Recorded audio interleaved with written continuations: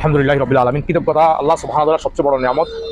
আর এই নিয়ামতের স্থায়ী হতে হলে আর এটা বৃদ্ধি করার প্রথম শর্ত হচ্ছে আল্লাহ সুবহানাহু ওয়া তাআলার প্রতি কৃতজ্ঞতা প্রকাশ ইবাদতের মাধ্যমে। মহান আল্লাহ বনী ইসরাঈলকে ফিরআউনের শোষণের নিপীড়ন থেকে স্বাধীনতা প্রদান করেন। আল্লাহ সুবহানাহু ওয়া তাআলা নিজেই স্বাধীনতা দিয়েছেন। আল্লাহ বলতেছেন, এই কথা উল্লেখ করে তিনি বলেন, এবং যখন তোমাদের প্রতিপালক ঘোষণা করেন তোমরা কৃতজ্ঞ হলে আমি অবশ্যই তোমাদেরকে বাড়িয়ে দিব, আর অকৃতজ্ঞ হলে অবশ্যই আমার শাস্তি হবে কঠোর। তারপরে বলতেছেন কৃতজ্ঞতা প্রকাশের কয়েকটি পর্যায় রয়েছে। প্রথম পর্যায় হলো সর্বান্তকরণে এই নিয়ামত উপলব্ধি করা। এই নিয়ামতটাকে উপলব্ধি করা সবাই মিলে মানবীয় প্রকৃতির একটি দুর্বল দিক যে আল্লাহর নিয়ামত লাভ করার পরে এটা আমাদের মানবদের একটা দুর্বলতা, পরে তা নিজেদের যোগ্যতা অর্জিত বলে দাবি করা।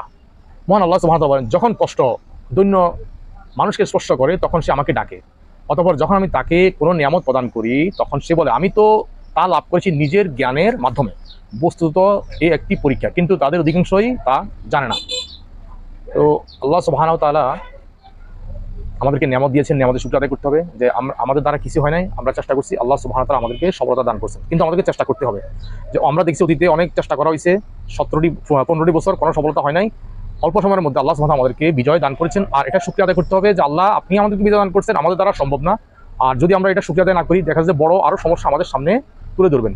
আর যা কিছু হয়েছে আল্লাহর তরফ থেকে হয়েছে, যা কিছু আমাদের নিয়ামত দিয়েছেন আল্লাহ দিয়েছেন, আমাদের যোগ্যতার দ্বারা কিছু হয় না। এই জন্য আল্লাহ শুকরিয়া আদায় করা, বেশি বেশি ইবাদতের মাধ্যমে এবং অপকর্ম থেকে বেঁচে থাকা, ন্যায় প্রতিষ্ঠার চেষ্টা সদস্য থাকা। আল্লাহ সুবহানাহু ওয়া তাআলা আমাদেরকে সর্ব অবস্থা আল্লাহর হুকুম পালন করার তৌফিক দান করুন।